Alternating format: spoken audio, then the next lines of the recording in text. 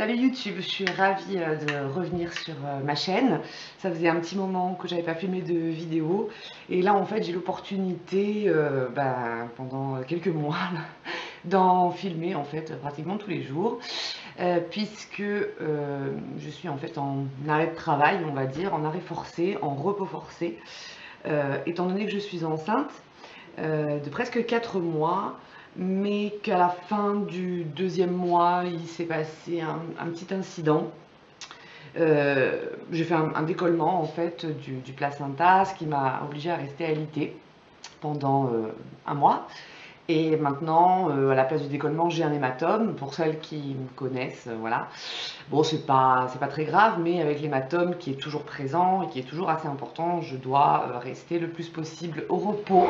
C'est-à-dire soit assis, soit allongé, enfin chez moi, pas trop faire de voiture, pas trop porter de charge lourde, tout ça. Donc du coup, en fait, j'ai plein de temps libre. Je suis donc arrêtée jusqu'au 1er septembre, en fait, la date à laquelle je dois reprendre mes activités professionnelles. Donc voilà, donc du coup je suis à la maison et je me suis dit tiens, pourquoi pas utiliser ce temps pour tout simplement me remettre un peu dans mes vidéos YouTube sans me mettre la pression, sans faire un montage de fou. Vous voyez là je suis dans mon salon, vous avez tout derrière moi, la télé est en marche, enfin bon voilà, c'est très décontracté. Donc aujourd'hui en fait, voilà, je voulais juste faire une petite vidéo en fait où je me maquille tout simplement, où je vous montre en fait comment je fais mon maquillage tous les jours, parce que même si je reste à la maison, j'aime bien quand même un petit peu me maquiller, prendre soin de moi.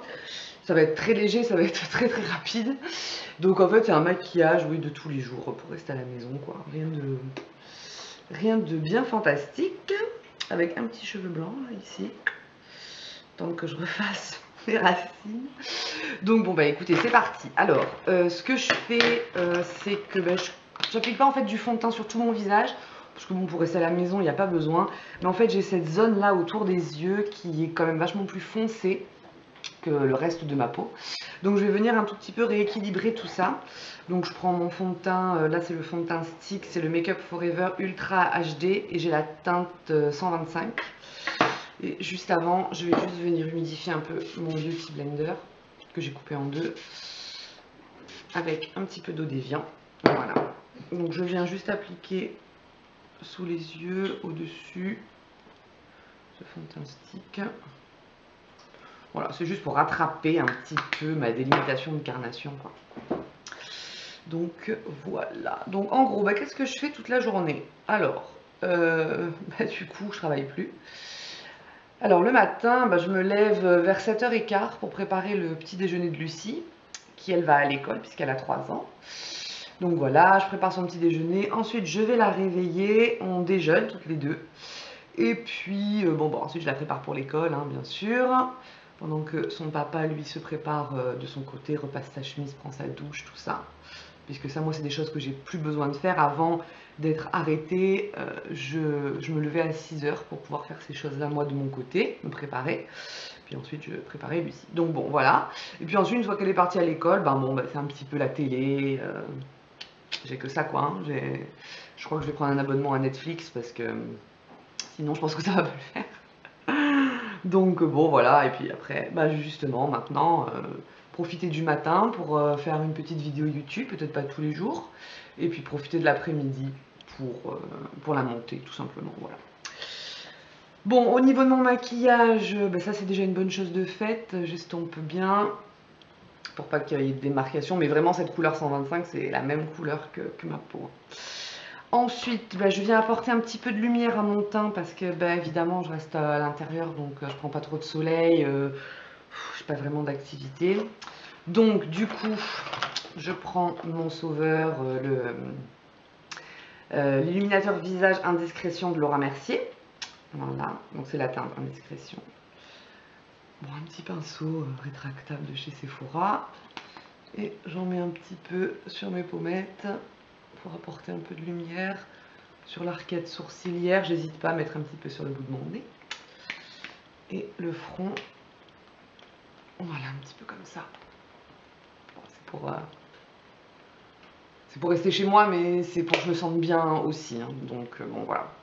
Après, je vais passer à mes sourcils, c'est très important. Ça, mes sourcils, je me les fais coûte que coûte. Ça, c'est vraiment l'étape que je peux pas louper, quoi. Alors, j'ai découvert, il y a quand même pas mal de temps maintenant, mais je vous en avais pas parlé parce qu'à l'époque, je faisais pas de vidéo YouTube, enfin, j'en faisais plus. C'est franchement pour moi le numéro 1 du sourcil en grande surface, quoi. Enfin, du, je vais y arriver, hein, du crayon à sourcil en grande surface. Donc, c'est le Maybelline Brow Satin. Et moi j'ai la teinte medium brown, donc en fait c'est un double stylo. Vous avez d'un côté le crayon rétractable qui s'enroule et de l'autre, ça par contre je ne l'utilise jamais, c'est une poudre de remplissage. Vous avez dans le capuchon en fait la recharge de poudre et quand vous appuyez vous avez une résistance, vous voyez ça fait comme ça. Donc ça vient chercher de la poudre et ensuite vous pouvez vous l'appliquer directement dans le sourcil. Mais je trouve que le résultat il est quand même assez grossier. Donc moi ce que je fais c'est que je prends le crayon en fait directement. J'ai quelqu'un qui sonne à mon portail et puis ce matin ça fait 3 fois. Je pense que j'attends aucun colis, rien du tout. Ça doit être les témoins de Jéhovah je pense.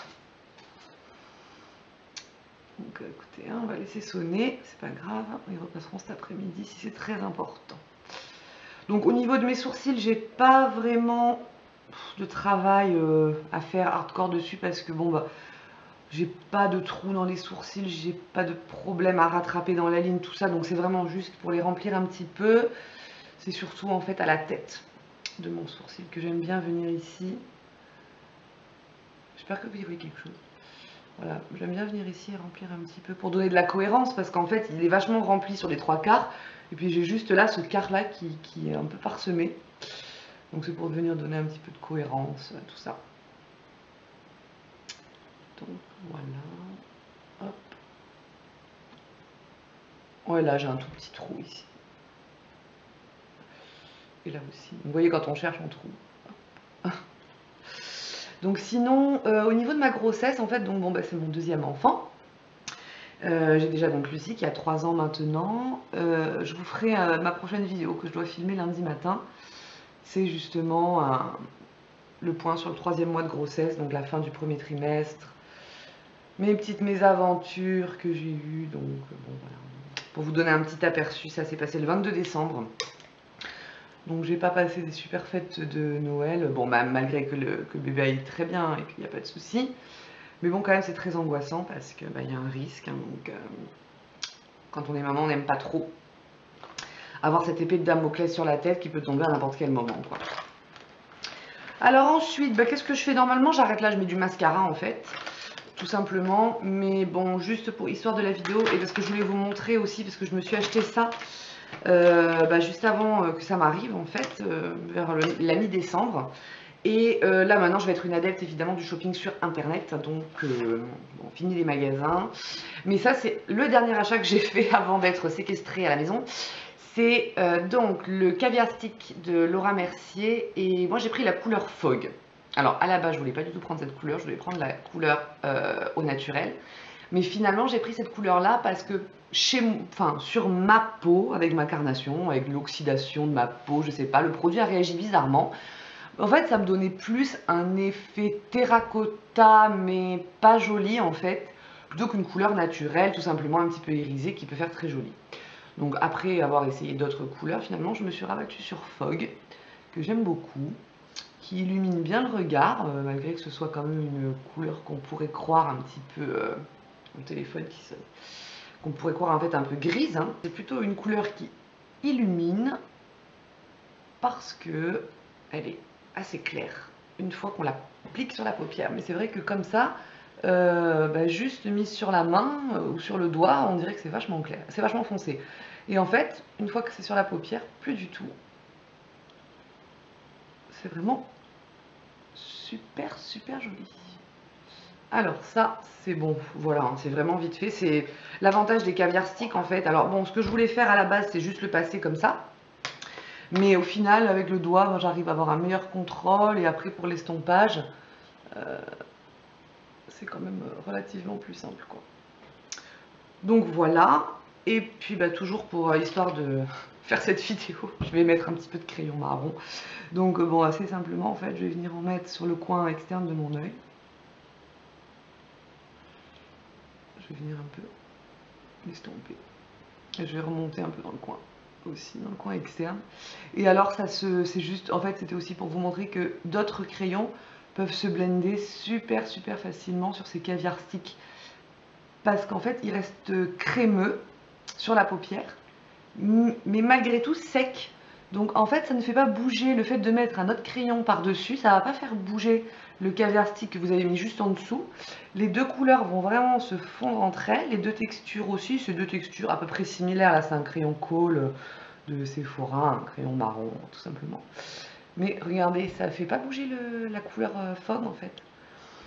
Donc c'est vraiment super pratique. On peut aussi appliquer par dessus des fards poudre, des pigments, vous pouvez appliquer par dessus des paillettes parce que ça laisse un tout petit peu de, ouais, un aspect un tout petit peu collant, mais voilà, ça reste vraiment complètement sur la paupière. Bon voilà, c'était vraiment juste pour vous montrer. Là on voit pas vraiment grand chose puisque je veux pas forcer non plus sur les couleurs, je reste à la maison. Mais voilà, c'est vraiment un produit en 2-33 mouvements, ça vous fait un maquillage en fait, tout simplement. Ça vous crée des ombres, une couleur de base, un petit estompé là dans le creux de paupière. Enfin non, vraiment c'est super. Ensuite, bon, bah, mascara, hein, tout simplement. Là je vais rapprocher un peu mon miroir parce que j'y vois plus grand chose. Sans lunettes. Voilà, donc là pour le mascara c'est un Revlon. C'est quoi celui-là? C'est le Dramatic Definition de Revlon. Il est pas mal. Encore? C'est pas possible, ça fait 4 fois ce matin quoi. Oh, je vais finir par le rouvrir je crois quand même. Et donc il est pas mal. Il était quand même vachement mieux avant quand j'utilisais mon Revitalage. Oui, c'est bon. Quand j'utilisais le sérum Revitalage, alors là j'avais des cils de fou. Mais depuis que je suis enceinte, j'ai arrêté de l'utiliser parce qu'avec, je sais pas trop les produits qu'il y a dedans, il ne doit pas y avoir que de l'huile de ricin apparemment.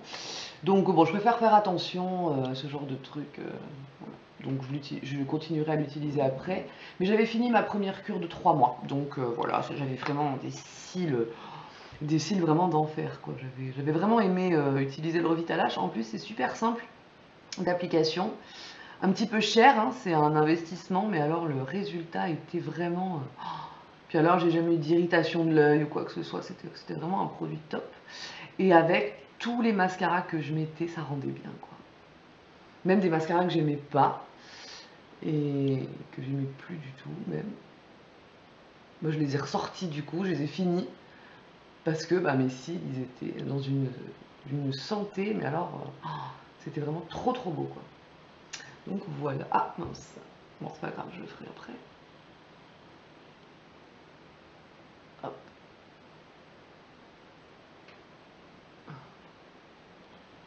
Bon ben voilà, on va s'arrêter là. Pour un petit début de première vidéo pour la reprise, c'est pas mal. Hop, je vais gratter un petit peu ici parce que... Voilà.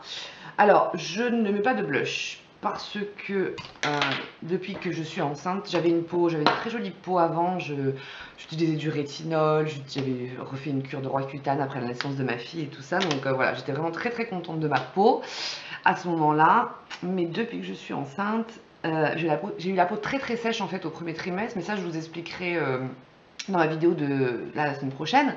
J'ai eu la peau très sèche au premier trimestre et en fait j'ai pas été très sérieuse dans le sens où j'ai pas changé d'hydratant, j'ai continué à garder mon Sephora qui est super mais qui est une crème légère. Et j'aurais dû passer à la crème riche ou alors j'aurais dû reprendre la Moisture Surge de Clinique ou Moisture Surge Intense parce que franchement celle-là je l'adore. Mais bon, je l'ai pas fait pour des raisons économiques parce que c'est quand même des produits qui restent chers. Donc je me suis dit, j'ai encore celle-là, je vais l'utiliser, je vais la finir. Et en fait, non, je sentais que ma peau, elle manquait d'hydratation.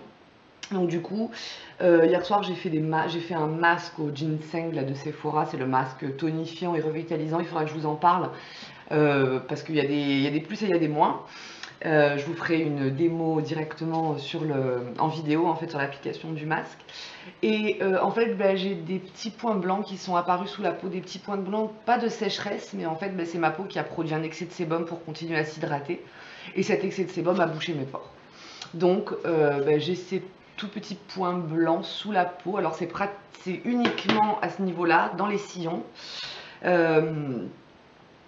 Bon, si c'est hormonal, ça partira après.